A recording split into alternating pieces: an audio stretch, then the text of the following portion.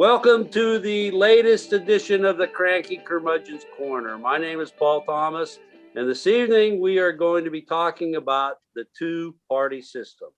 Joining us is a couple newbies, Ron Jenkins, Lisa Boyles, and Daniel Thomas. We all belong to groups. One group everyone on this panel belongs to is the group of living creatures on planet Earth. There are subgroups of the larger one I just cited. We also belong to the group which is citizens of the United States. The further division of that group of U.S. citizens is the residents of the various states, as well as registered voters belonging to a particular party. We have two major political parties, the Democrats and the Republicans, who have controlled all the power of government for 156 years.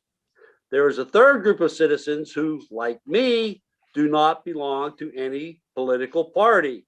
We sometimes call ourselves non-affiliated.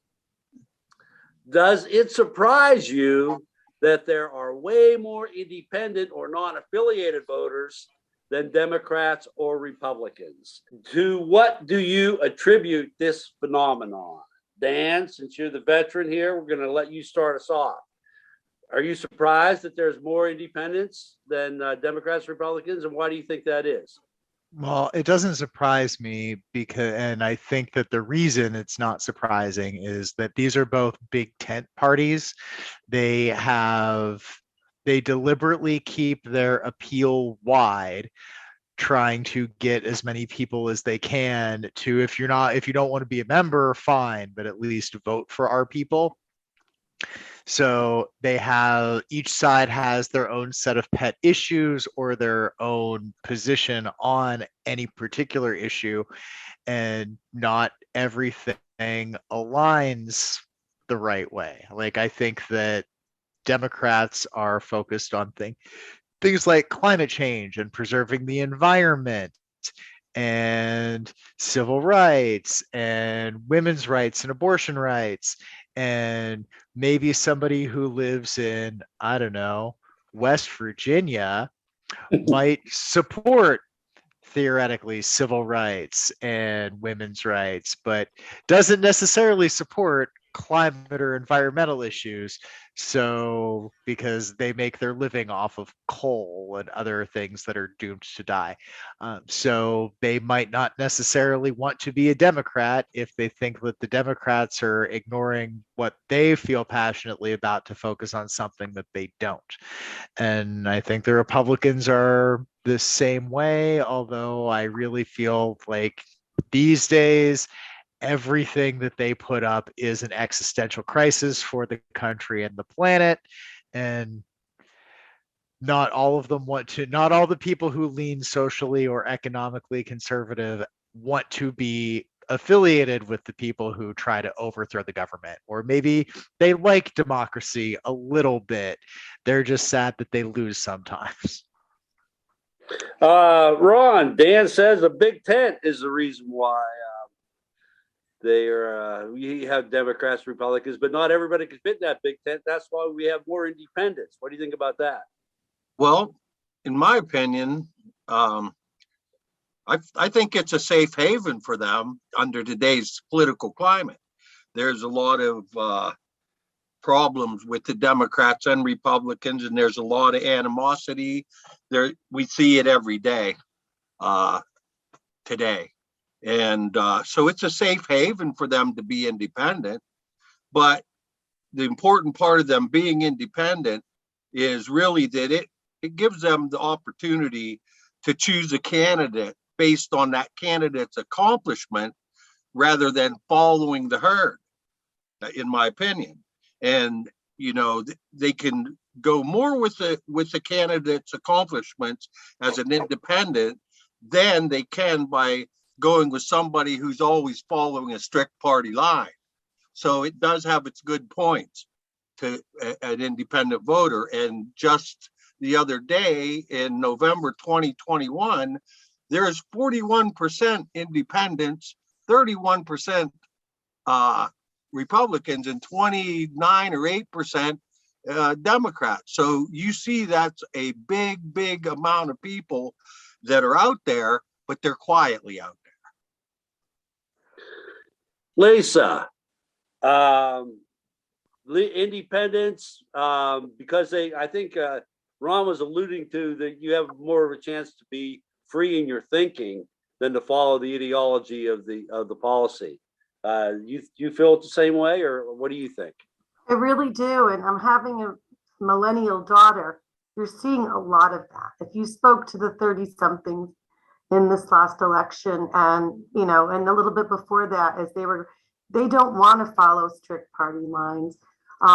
You're seeing a little bit more openness, like we live in the area we live in, when people vote, like when you vote, bring someone in, whether a Republican or whoever they're affiliated with, their votes are going to affect everybody. If they're in a Senate, they're going to. So I think by not, like, very similar what Ron says, without aligning to one or the other, they can really kind of take these people apart and say, oh, okay, on this matter, I really, it tend to flip, the scales tip more on this side than that side. I think during the Bush administration, we started seeing more strict, ideological and these views that this is what you had. And it's probably started before that, but I think really became aware. I know in our state, we started having the people had to sign an allegiance kind of thing. I will be this, I will be that, I will be that, to be members of a certain party. That it kind of, the kids don't like that. They want to be open. They want to be, and they like, and very similar to what Daniel said, they see yuck in both parties too. It's not, so it's interesting. But I do see a lot more of the young people maintaining that independent view. Yeah, now the litmus test for the Republicans anyway is you have to believe Trump's big lie that he won the election, and that's that's the only way it works for them. What's it all about?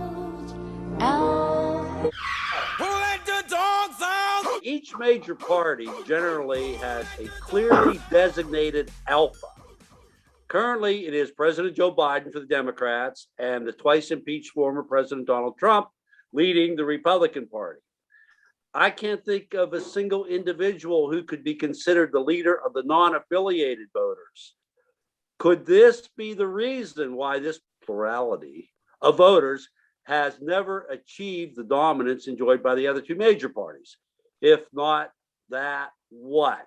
Is it because we don't have someone who we can really say is our leader leading us, even though we outnumber them?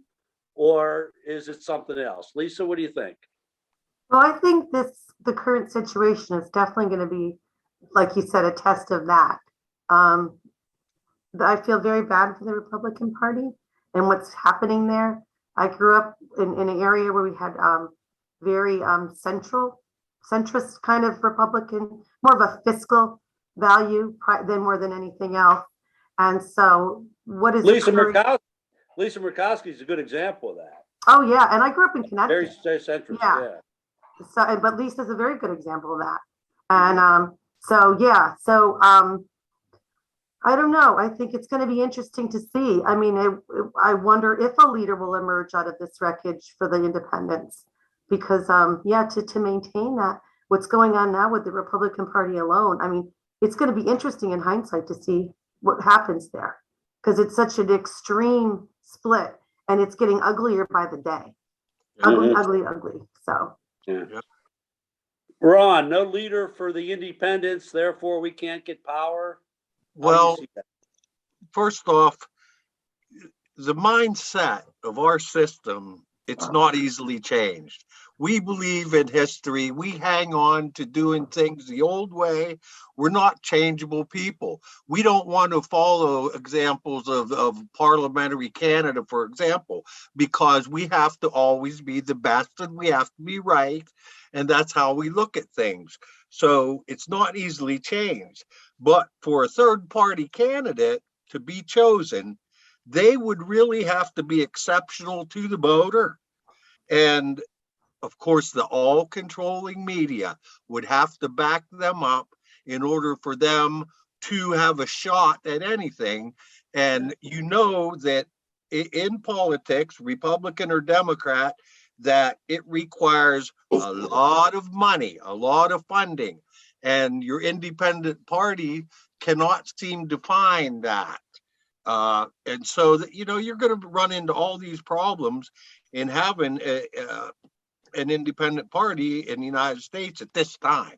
Dan, Ron seems to think it's because we're so traditionally minded that we can't break that mold and let an independent party have any success, and getting an alpha who's going to set up as a leader of the independent party also seems to be a problem for me. What do you think? I disagree with the premise of the question.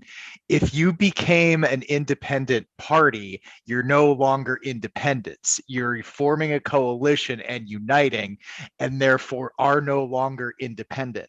And what you're talking about being an independent voter are just people who aren't affiliated with Republican or Democrat. But the person who's going to go blow up an abortion clinic and the person who is going to go chain themselves to a tree have both fairly good chance of being independent and do not want to agree with each other or be in the same room with each other at all. So you're never going to have an independent party. If you did, they wouldn't be independent anymore. They would be their own party. Now, you also won't find a leader because it's a leader of the people who have chosen not to be participating for various reasons. The closest we have ever come is Bernie Sanders, and Bernie leans so far left that he has caucused with the Democrats for as long as he's been in Congress, and is significantly further left than a lot of the Democrats. But even he won't actually attempt to make a new party or be his own party because he doesn't want to draw his support away from the Democrats. The independents who voted for Trump lean conservative. The independents who voted for Biden and Clinton lean liberal. But you don't have the independents are not a homogenous mixture, and that's why they're the independents. They don't want to be in any particular party. And that's why they'll never have a single leader then. Yeah, because they can't. There's nothing uniting them other than their dislike of wanting to be in a party. Okay. Listen, Tommy, I got a plan.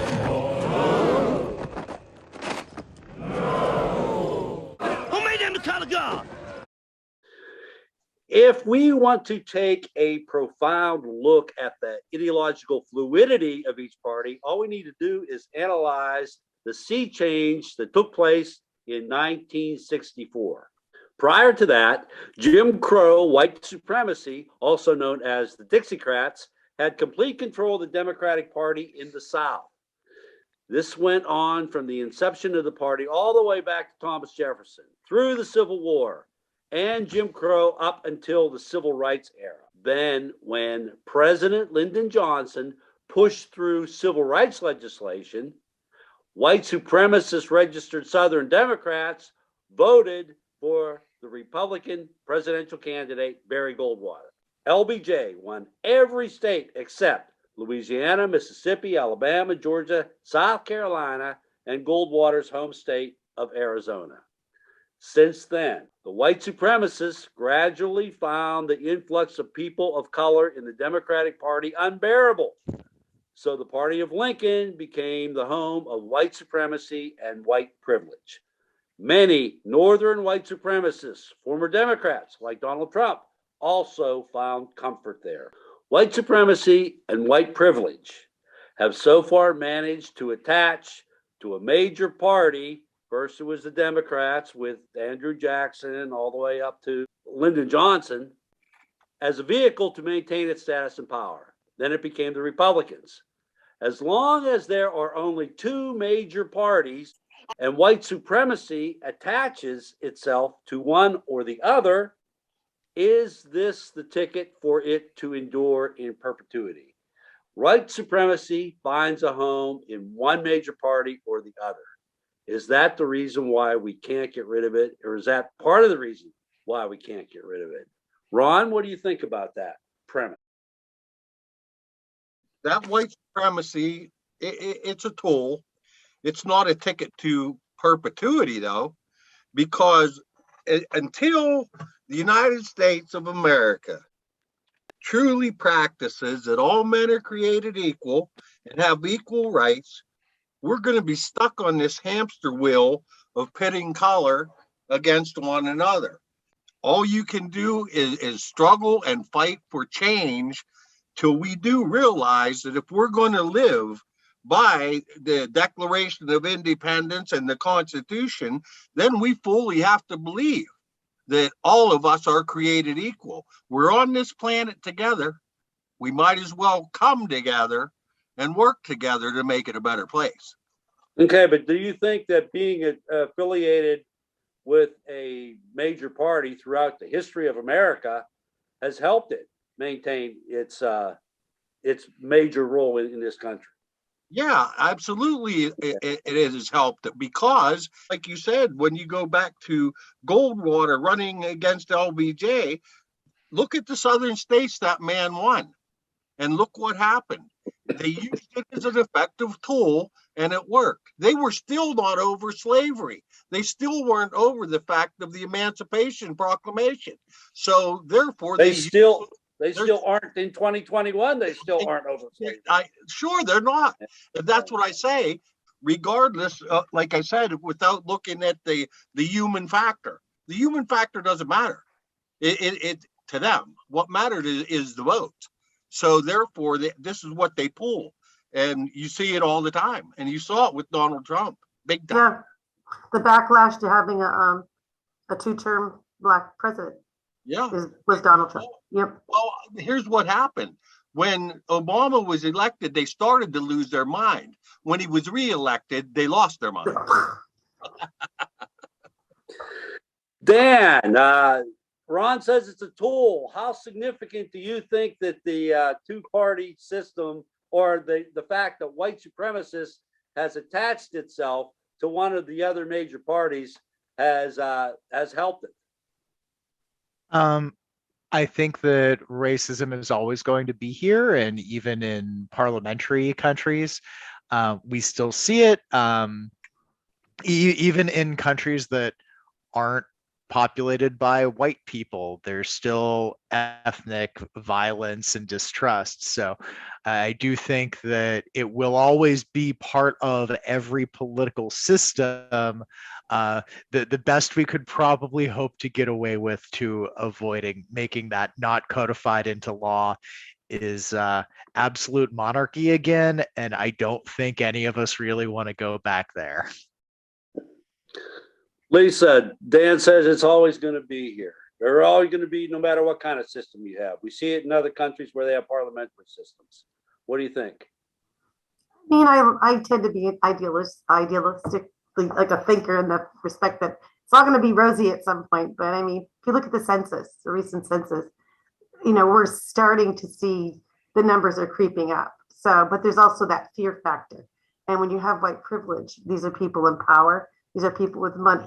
So yes, I agree with Dan. It'll never be in our lifetime. At some point, I mean, we are becoming a very homogenous society. You know what I mean? It's everything's mixed up. It's all not homogenous. It would be more the other way. Talking about Heterogeneous. Diverse. Yeah. Sorry, yeah. Thinking the bigger molecules. But yeah, it's not as homogenous as it used to be. And I mean, we never really was, but just what we were presented with. So yeah, I think it's always going to be there. Unfortunately, it'll take a long time before we'll have that equality. I think you're mostly looking in those futuristic books where we all look the same, because yeah, it's sad, and it is a tool. Ron, he's right. Ron's right with that being a tool, and it just makes me so disgusted and sick when it gets pulled out, and when you see it overtly pulled out, like we have in the past, 5 years, 4 years, it's bad. So I don't know. It'll be there as long as we have politics. And like he said, when you have countries that are particularly one color and the leadership is the minority, what are we going to do right now? I mean, I'm hoping for better. I see like Stacey Abrams, and I'm thinking maybe things will turn around. Maybe, these young people will, because their culture, their society is so diverse. and they'll start saying something and making some change, but it's going to be the money's with the white people, unfortunately. Well, we got, that has to show up in the next two elections, because if it doesn't show up in the next two elections, the way they have these state legislatures doing their thing with gerrymandering, voter suppression, and allowing politicians to control the count is what the scariest part is, to me anyway. Well, it may be the devil or it may be the Lord, but you're gonna have to serve somebody. To what do you attribute the most significant reason why a citizen would choose to belong to a particular party? Is it policy, ideology, race, inspiration of party leaders, legacy, call to personality, emotional passion such as hate and fear, or something else? Lisa, why would somebody choose to be with one party or another, you think? Interesting you bring that up. I have seen a lot more patriarchy, or you could say legacy, I guess that would be a lot of people I know, especially in this last elect, not Biden, but prior to. I was told, I worked the primaries, and I was told to take blah, blah, blah. I was told, a lot of women telling me that I was told to take this ballot. I saw a lot of that. And, but I don't know, I'd like to see ideology, but I think a lot of it is, I don't know, sometimes anger, I almost want to say, angry on this end and angry on the other end, you know? Yeah. I don't know, but I did see a lot of it at the other, during the Trump election. It was a lot of, I was told this is what I need to do by the families, we're going to vote this way, you know? That could be also the area I live in, so. Yeah, like my dad was a Republican, so I have to be a Republican. Yeah, my husband is, yeah. Ron, what do you think is the main reason why someone would join one party or another? Well, most people in their lonely little world are saying, what can this candidate do for me? So I think a lot of times it's that mindset of what they can do for me, but ideology is key. In my lifetime of growing up in central Pennsylvania, and I've traveled, I've been a lot of places. I lived in Canada for 14 years. I've seen a lot of different politics, a lot of different people, a lot of different society. But as far as I'm concerned, and this is stuck in my mind and a lot of people in the area, is that Democrats have always seemed to be geared toward the working class people, the poorer people. Republicans have always been for the wealthiest and for the corporations. So if you're not walking around with a big bank account, you're more than likely going to head toward the Democratic side rather than the Republican. That's my take on it. Yeah, but that can't be true in where you live now, because most of the people around you are poor, and most of the people around you have voted Republican. Right, that's true. However, these people are not like it was in the 60s or 70s. These people, because of the Trump notion, have become basically, I told you this before, they're more or less cult members. These people are not even registered to vote many times. 98% of the people I talked to that love Trump, I said, well, who did you vote for? I haven't voted in my life. So I can't look at this Trump phenomenon the same as I can, for example, when it was Kennedy Nixon. It's a whole different world. It's a whole different world. There's been an amazing brainwashing that took place in the United States of America, and people will not step back and take a look at it and study it and see how it happened. And let's not let this happen again. And this is our attack. Dan, do you think brainwashing has anything to do with it? I didn't list that on my list of reasons. So I think that there's definitely some propaganda involved. I mean, we've seen these in referendums all over the place where universally popular are things like recreational marijuana and higher minimum wage, things that are democratic priorities. but you can't get a Democrat elected to enact these things. They have to be part of a referendum and put it directly to the voters, because people believe horrible things about Democrats that are just untrue. And yet, see, if you want examples, go back to your QAnon episode. But they like the ideas and the things that Democrats are trying to accomplish. They just don't associate those things with Democrats. Whereas Republicans seem to have no will to govern, but really, really want the authority to do so. Like there's no there was Donald Trump didn't have any concrete policy ideas. None. Talked about infrastructure week. Well, what the fuck was that? And how did you not get it passed? Repeal and replace the Affordable Health Care Act. Right. When he failed to produce a replacement, then they just tried to repeal it. And thank you, John McCain and Lisa Murkowski and Susan Collins, for saying, you can't repeal it if you don't have a replacement yet. Right. Like, very simple. So. Right. Yeah, there is no, I believe that it is lies told about Democratic candidates. Like, I mean, look at what Hillary Clinton has endured since she was the first lady of Arkansas. Nothing said about her in Republican circles was ever true, but that prevailing attitude cost her the last election. And now people like a certain cousin of mine thinks that she kills babies to drink some hormone that scared babies make. Right. I don't know what scared babies do. I think they cry. That's as far as I understand it. But I'm fairly confident that a presidential candidate for either of the major parties has probably never eaten a baby. So yeah, I think the propaganda is a huge piece of anti-democratic stuff, and Democrats are not good at selling what they've done. Right, they're not. And you're right, Dan, but the propaganda does come in today. This is 2021. 50 years ago, we didn't have the reach with social media that we have today. Oh no, it's much easier to do it today. And until, and we really need to enact some kind of legislation until we babysit and monitor these social media networks that are pushing this propaganda out. This is going to grow like a cancer, because there are that many people out there that believe everything they read. And you know, look what's going on with Facebook. Now they found out that Facebook really wasn't fact checking things. They were putting those things out there without fact checking. As long as you have that going on, you're going to just metastasize this cancerous propaganda, and people are easily influenced today more than in our history. Well, I agree with what you guys are saying, but going back 50 years ago, there was also the propaganda of communism being the worst thing, Sure. which led to the Vietnam War, and Right. it took a very strong social movement to stop that. Right.